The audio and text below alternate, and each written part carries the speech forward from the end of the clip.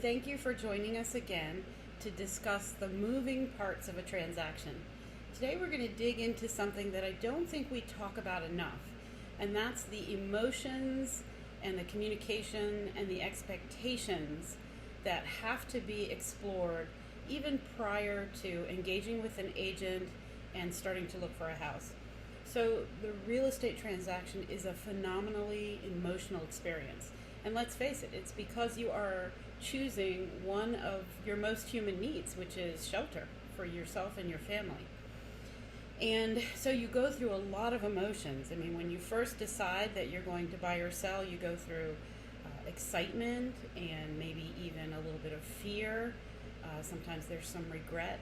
And as you progress through that transaction, you feel a multitude of emotions: anticipation, anger, discouragement, love, sometimes grief when the transaction doesn't go the way that you want it to and maybe you have to start over.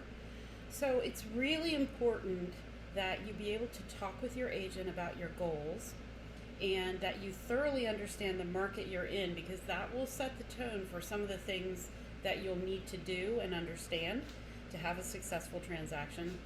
And so your communication with your agent has to be so open, and really open with yourself. You have to really explore what it is that you want and need so that you can help your agent to appreciate that.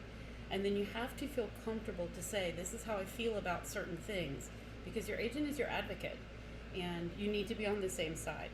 So as you go through the transaction and you're excited about looking for a house, but maybe you make a bid and you don't win that one and then you feel discouraged, or maybe you do win it and you have the home inspection and there's some issues there and the seller won't fix them and you feel angry about that. These are all things that can be much more easily dealt with if you know the condition of the market and your agent can say, okay, this is how it's working. This is the kind of market where you can expect a seller to make repairs, or this is the kind of market where you can't really ask for repairs. So then the home inspection becomes a time to decide, do you want the house or not, right? So you can see that when you're forewarned, you're forearmed. And if you know what's going to happen, you can handle those emotions more effectively.